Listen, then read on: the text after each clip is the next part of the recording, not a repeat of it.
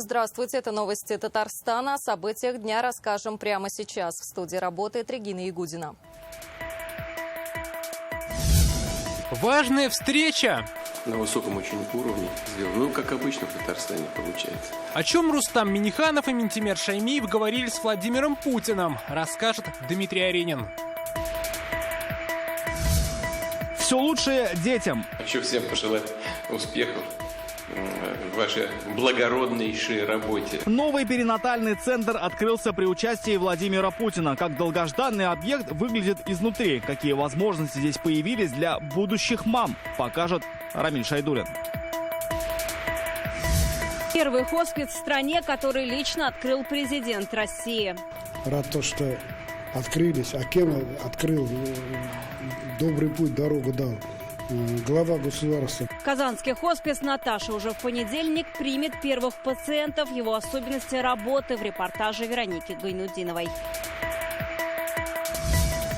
Борьба продолжается. У нас очень много крутых игроков, много сильных команд, которые выиграли чемпионаты мира. Какие соревнования сегодня проходили на играх будущего и за какой призовой фонд сражались участники, расскажет Рамиль Галиуллин. Все сделано на высоком уровне, как это обычно в Татарстане. Сегодня в Казани Владимир Путин дал оценку проведению игр будущего. Это произошло на встрече с Рустамом Миннихановым и Минтимером Шаймиевым. На церемонии открытия президент России присутствовал лично. Также в зале были главы 5 государств. В последний раз президент России приезжал в Казань в 2019 году на мировой чемпионат профмастерства WorldSkills Казан. Личная встреча с Рустамом Миннихановым до этого была в Москве в январе прошлого года. Сегодня встреча прошла под знаком достижений Татарстана и знаковых открытий. Чем восхитился Владимир Путин? По каким показателям Татарстан признанный лидер в стране? И кому адресовал похвалу глава государства, расскажет Дмитрий Аренин. Хотел вас поблагодарить за помощь в организации. В самом начале встречи Владимир Путин, видимо, еще будучи под впечатлением церемонии открытия игр будущего, поблагодарил Рустама Минниханова за организацию этого масштабного события. На высоком очень уровне сделано. Ну, как обычно в Татарстане получается. Вы умеете это делать, но это мероприятие, конечно, не республиканского, даже не национального, а международного уровня. И все очень достойно. Спасибо за ваших гостей. Они очень довольны. Вот утром проводили уважаемого президента Таджикистана. Ты передай, говорит, мой поклон, уважение Владимиру Владимировичу. Очень доволен. А мы хоть Казань-то показали ему? Ну, немножко. Но очень детально по всем вопросам проработали. Как сейчас работает экономика Татарстана и развивается социальная сфера, Рустам Минниханов рассказал Владимиру Путину. Так валовой региональный продукт вырос и превысил 4 триллиона рублей. Растут и инвестиции, объемы строительства жилья и дорог. В 2025 году мы запускаем, группа Сибур запускает крупный комплекс Этилен-600. Это столько же этилена, сколько мы производим в Нижнекамске. И его производные. Очень неплохо работает завод по минеральным удобрениям.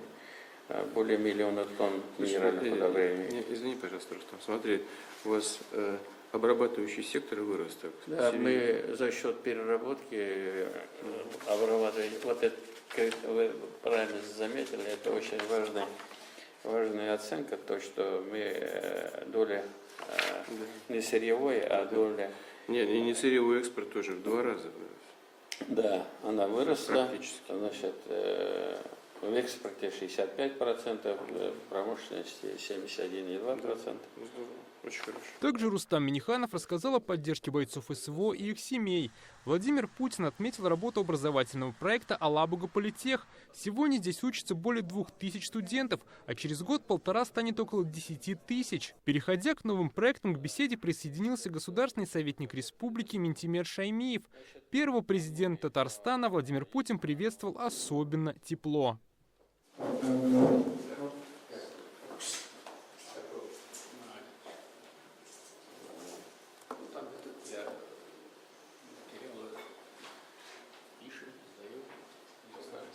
Дмитрий Ильич, присаживайтесь сюда. Не будут доверять. Спасибо, пожалуйста. Все нормально? Все. Затем перешли к значимым для Татарстана открытиям, которые подтверждают как успешное экономическое, так и социальное развитие республики. На связи руководство компании «Сибур». Сегодня в Казани торжественно забили первую сваю в основание научного центра компании. Здесь будут создаваться передовые импортозамещающие технологии и материалы. Мы закладываем центр, который будет призван стать головным институтом, объединить работу имеющихся в Сибуре 9 научных центров, которые занимаются разнообразными разработками, связанными с катализом, биоматериалами, специальными пластиками, инженерными, строительными материалами. И он послужит продолжению работы по созданию полноценного технологического суверенитета. Владимир Путин заинтересовался научным центром и работой нефтегазохимиков и задал сразу несколько вопросов. Два слова о том, что такое малотоннажная химия. Так, чтобы и тем, кто нас слушает, было понятно, чем это. Да, значит, очень важное направление нашей работы, очень важное направление для страны в целом. Термоэластопласты – это малотоннажные добавки, которые позволяют дорожному полотну, позволяют быть более гибкой. Ну и много еще вот очень примеров. Этим развитием малотонажной технологии занимаемся и здесь, в Татарстане. И вот в следующем году запустим проект «Гексен». Новый научный центр должен быть построен в 2026 году, а сегодня на встрече уже состоялось открытие в Казани еще одного перинатального центра. Учреждение будет способствовать улучшению демографии. У нас исторически низкий уровень детской смертности. Исторически низкий. А в Татарстане ниже, чем по стране в целом. Это здорово, это хороший результат. Что вам и всем вашим коллегам по России особые слова благодарности, вам успехов. Это не единственный, я так понимаю, перинатальный центр. Это вот последний, который построили. Вот я вас поздравляю с этим событием и желаю вам всего самого доброго. Также сегодня в Казани открылся новый хоспис для взрослых. Владимир Путин поблагодарил его создателя Владимира Вавилова. Благодаря таким людям, как вы, решаются очень психологически тонкие, такие сложные, но такие важные для конкретного человека и для общества в целом задачи. Дмитрий Аринин, ТНВ, Казань. Давайте сейчас подробнее остановимся на тех объектах, которые сегодня открыл Владимир Путин. Среди них перинатальный центр при 7-й горбольнице Казани имени Марата Садыкова. Его начали возводить 2 года назад. И вот теперь в республике появился еще один высокотехнологичный центр, где смогут получать уход и лечение новорожденные даже с серьезными патологиями здоровья. В год здесь могут появиться на свет как минимум 8 тысяч малышей. Первых роженец здесь принимали уже сегодня. Рамиль Шайдуллин с подробностями. Алиса, доброе утро. В этой палате можно даже не прикасаться к выключателям. Голосовой помощник сам откроет жалюзи, приглушит свет или приподнимет голову пациента на кровати. Умная система внедрена в новом перинатальном центре 7-й городской больницы. Более того, ей можно управлять одним взглядом. Обездвиженный пациент может управлять бытовыми приборами какими-то, управлением светом, шторами с помощью движения глаз. В этом ее основная уникальность. Наш центр долгожданный, один из самых крупных в России. Сегодня по видеосвязи новый центр открыл Владимир Путин. В компании с раисом Татарстана Рустамом Миннихановым и государственным советником республики Минтимером Шаймиевым он поблагодарил врачей за низкий уровень младенческой смертности. Хочу всем пожелать успехов в вашей благороднейшей работе, такой нужной каждому конкретному человеку, конкретной семье, республики и всей стране. Первый перинатальный центр республики при РКБ работает с 2000 года. Сейчас в масштабах всего Татарстана одного такого учреждения уже недостаточно. Поэтому 2 года назад начали возводить этот центр при 7-й горбольнице. А на базе республиканской клинической больницы 3-го уровня сейчас появился 2-й центр 3-го уровня. Республика будет поделена и, соответственно, будет оказана, в 2 центрах будет оказываться специализированная помощь по акушерству и гинекологии.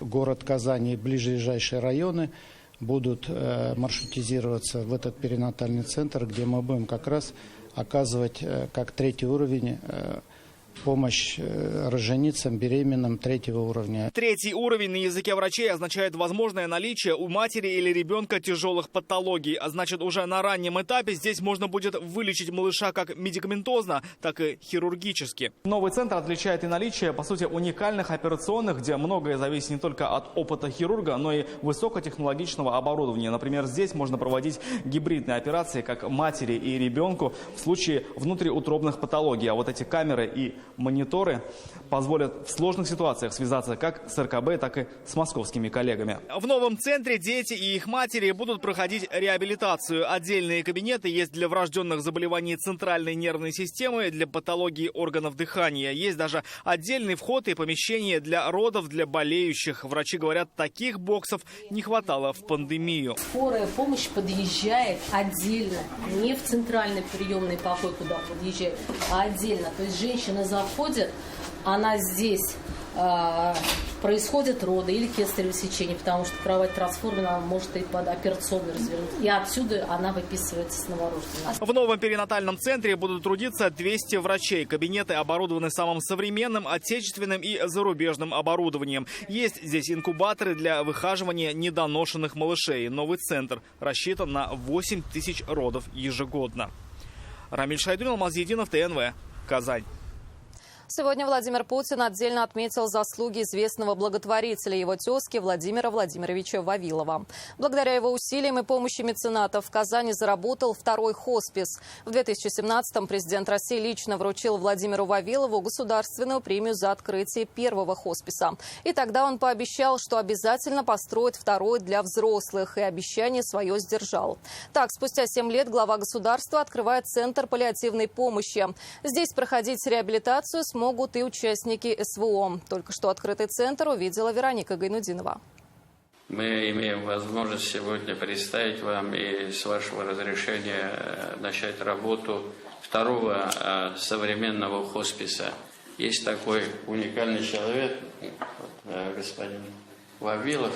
Рустам Минниханов с гордостью представляет Владимира Вавилова и новый объект, который он построил. Центр паллиативной помощи, уже 2-й в Казани. Здание площадью больше 8 тысяч квадратных метров возвели за 4 года. 1-й хоспис построил частный, сейчас 2-й. Значит, это 800 с лишним миллионов, 8 тысяч квадратных метров. Условия для родителей, чьи дети будут там. Но и самое главное, в современных условиях там будут оказывать помощь тем, кто вернулся из СВО. Хоспис построен за счет благотворительных пожертвований обычных жителей, бизнеса и средств правительства Татарстана. Владимир Путин выразил благодарность людям, которые задействованы в этой работе, и отдельно отметил создателя хосписа Владимира Вавилова. Это психологически сложная работа. И люди, которые оказались в тяжелой ситуации, конечно, должны чувствовать рядом с собой заинтересованных людей. Это не купишь, вот эту заинтересованность. Ее не наработаешь. Это не просто повышение квалификации какой-то. Это может идти только от сердца. Желание помочь людям, оказавшимся в сложной ситуации. Владимир Путин подчеркнул, строительство хосписа на благотворительные деньги – это показатель доверия. Просто так кому бы то ни было деньги не отдадут. Отдадут деньги и отдают только тем людям, которым доверяют. Вам доверяют. Спасибо вам большое, и я желаю удачи. После открытия Владимир Вавилов делится впечатлениями. Говорит, это 1-й хоспис в стране, который лично открыл президент России. Рад то, что открылись. А кем открыл? Добрый путь, дорогу дал.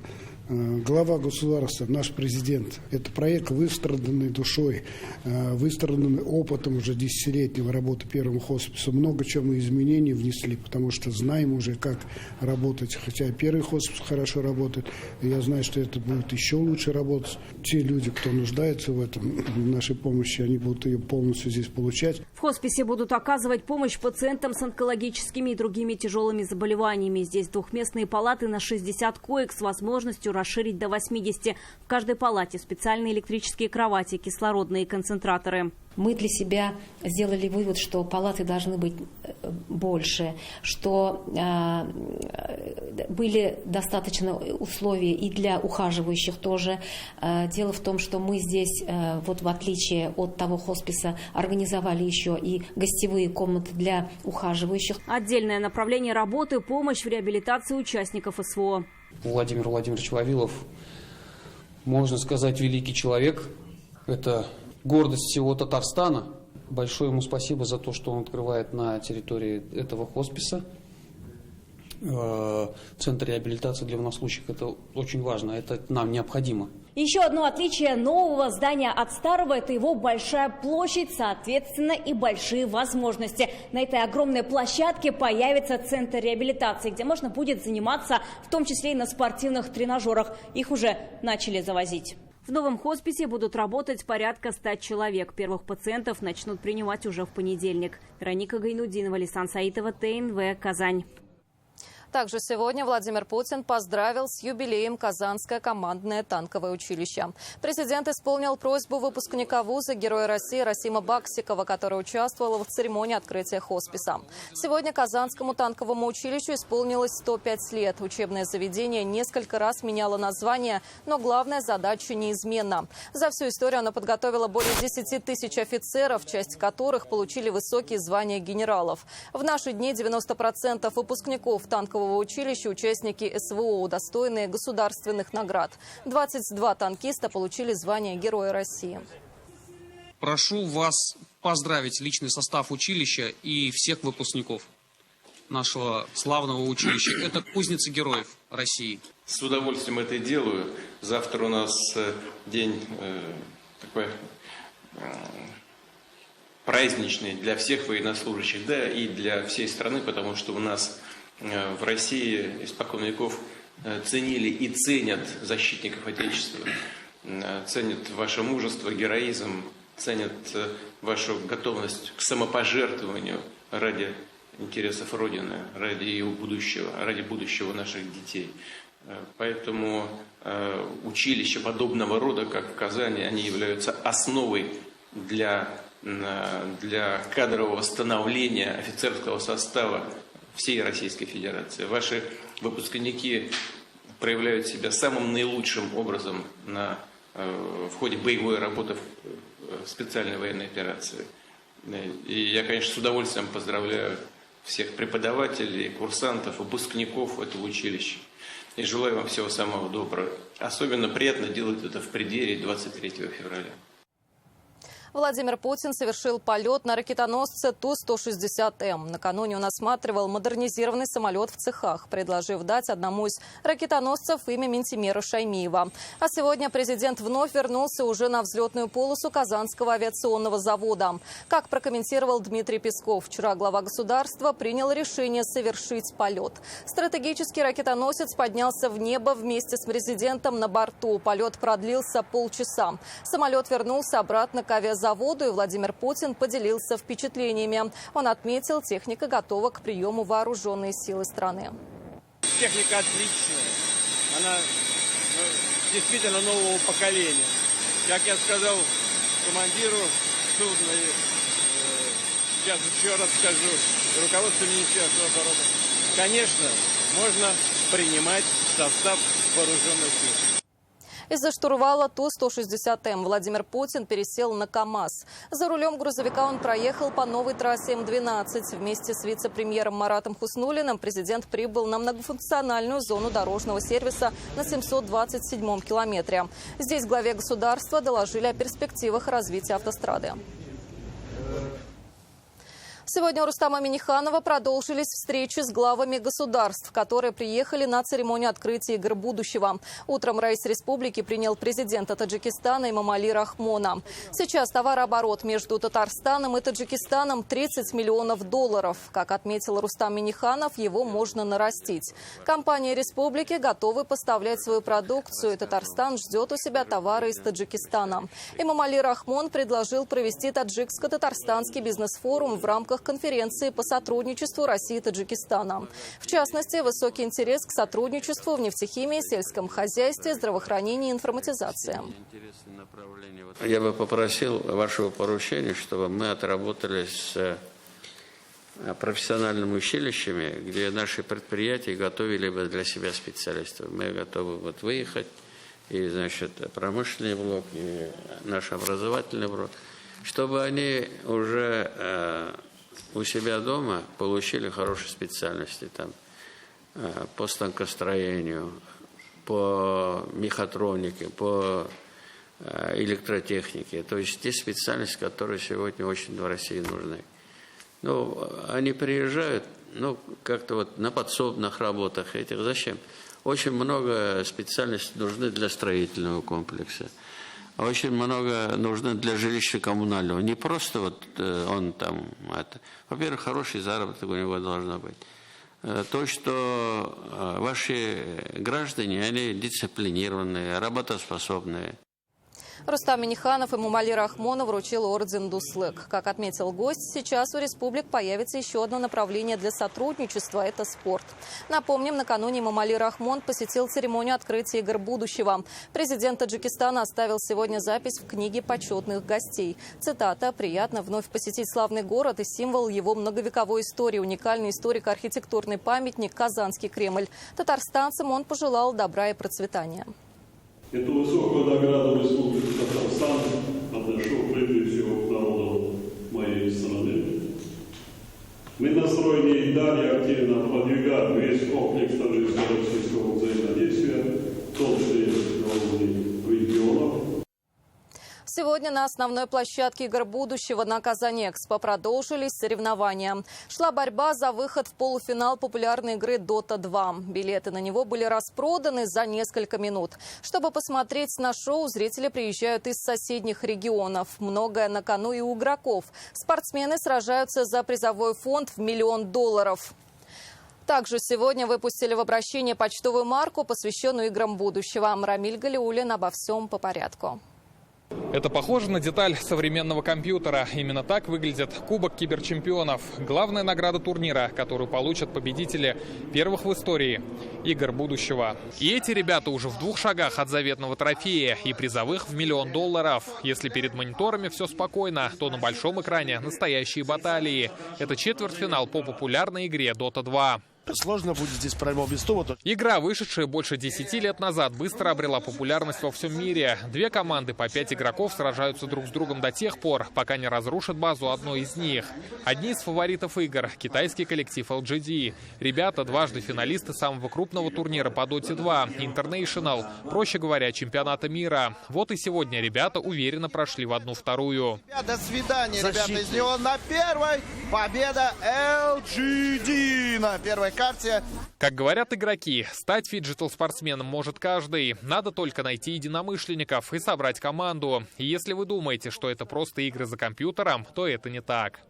Все начиналось с хобби. Это была моя любимая игра. Теперь она дала мне путевку в жизнь. Главное, чтобы был талант. И, конечно, не менее важные тренировки. Выступление таких статусных команд ожидаемо собрало сотни зрителей. Я ради этого приехал с соседней республики. Заранее купил билеты, за 2 месяца все это планировал. Впечатление неравноценно тому, что я видела на стримах. То, что я почувствовала сейчас, это абсолютно разные эмоции. Но мне очень понравилось. Это очень захватывая битва. Как отметили, на играх большое внимание уделяется кибербезопасности. Уже зафиксированы первые попытки атак. Очень много соревнований проходит в онлайне на открытых серверах. Это касается практически всех киберспортивных дисциплин. Поэтому здесь все нормально работает. У нас есть инциденты там зеленого уровня, как мы говорим. Они все фиксируются и купируются очень быстро. DDoS-атаки все быстро отбиваются. Не без этого. Но это, в общем, нормальная практика, нормальная история, к которой мы уже давно привыкли. Мы в таких условиях живем практически уже последние 3 года. Прошу вас, уважаемые участники церемонии, поставить оттиск штемпеля на каждом из данных конвертов. И сегодня играм посвятили историческую почтовую марку. Церемонию гашения провел вице-премьер страны Дмитрий Чернышенко. 80 тысяч экземпляров марок и конвертов отправили в почтовое отделение. Каждое письмо сопровождалось штемпелем первого дня. Значение этого события сложно переоценить. И о нем будут, я думаю, вспоминать и оценивать еще многие десятилетия. Мы с вами сейчас являемся свидетелями рождения нового формата. И эти артефакты, которые сегодня появились, они точно будут началом удивительной, уникальной коллекции нового путешествия в мир будущего благодаря этому турниру «Игры будущего». В добрый путь! Игры в Казани продолжаются. Они продлятся до 3 марта. Рамиль Галиуллин, Адель Мендубаев, ТНВ, Казань.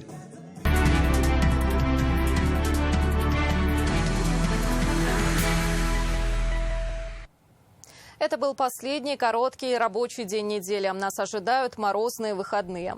Синоптики сегодня сообщили, Татарстан останется под влиянием антициклона. Минувшей ночью температура по республике опустилась до 29 градусов. Предстоящей ночью и завтра утром будет еще холоднее, местами до минус 30. Потом начнется постепенное повышение. Днем от 8 до 13. Из-за разницы дневных и ночных температур ожидается туман. Сегодня в Казанской галерее современного искусства открылась фотовыставка. Она называется «Зов Родины». В нее вошли 32 снимка, сделанные во время рабочих командировок съемочной группы ТНВ в зону СВО. Специальный корреспондент программы «7 дней» Зуфар Давлетшин и оператор Андрей Ключников выбирали их из сотен других, сделанных на Донбассе. В каждом кадре буквально на миг остановилась история. Здесь и памятник советскому воину, которого вновь пронзила ракета, и муляж бойца на посту, в которого то и дело стреляют, и дома жителей Донбасса с российскими флагами на балконах. Это не просто фотография. В каждый дух времени атмосфера, в которой находятся бойцы СВО, быт жителей новых регионов страны. Мы ездим уже с декабря 2022 года, и здесь вот такая сборная выставка получилась со всех командировок, по несколько фотографий с каждой. Ну, вспоминается, как первый раз было страшно напряженно. Но надеемся, что через какое-то время, через 2-3 года, может 5 лет, 10, поедем опять же в эти края и увидим, как все восстановлено, потому что, мы видим, уже на глазах все восстанавливается, тоже Мариуполь, Лисичанск. Хотел показать, то есть, как живут люди, как вообще происходят там те или иные события, то есть через объектив камеры. За время командировок они отсняли более 30 репортажей и 6 документальных фильмов. Здесь бытовые условия бойцов, доставка гуманитарного груза, вручение госнаград отличившимся, жизнь мирных жителей. Выставку «Зов Родины» можно посетить до 11 марта бесплатно. Дальше экспозицию ждут гастроли по культурным и образовательным учреждениям республики. В общем-то, это остановившееся мгновение жизни, история, которая пишется прямо сегодня и которую мы должны осветить максимально объективно. И самое главное, сделать это ребятам нужно профессионально, несмотря на ту огромную опасность, которая там ежесекундно присутствует в любое время дня и ночи. Даже рядом выставка, посвященная 80-летию блокадного Ленинграда, мы этих ужасов не знали. Если бы нам художник не довел бы, или там документалист. И это, конечно, безусловно, очень важно для нас. Это были новости Татарстана. Еще больше информации в нашей группе ВКонтакте и Телеграм-канале. Сейчас прогноз погоды с Наилем Дахатем. До встречи в 21:30.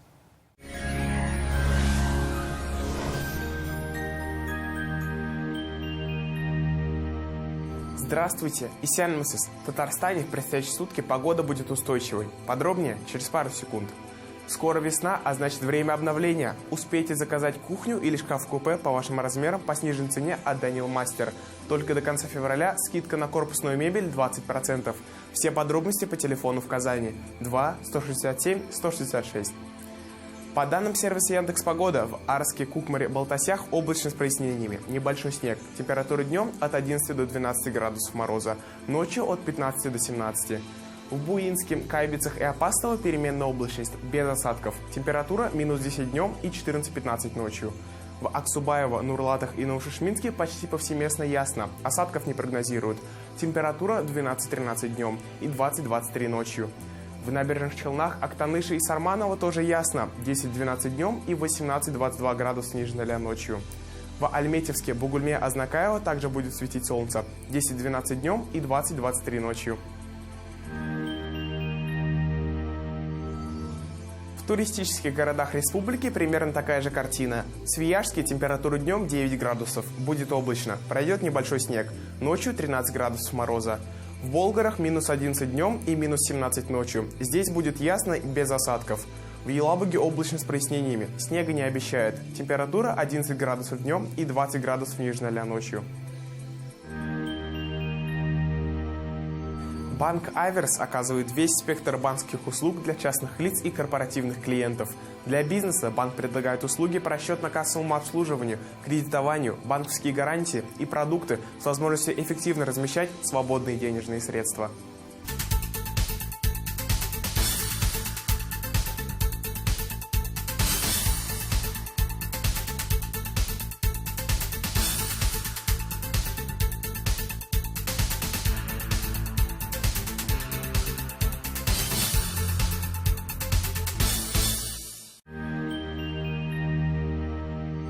Столица Татарстана, переменная облачность, без осадков. Температура днем минус 10, ночью минус 13.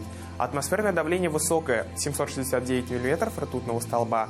Ветер юго-восточный 4 метра в секунду, влажность 70%. Магнитное поле Земли спокойное. Пока это все. Пусть праздничный день принесет вам много улыбок. До встречи!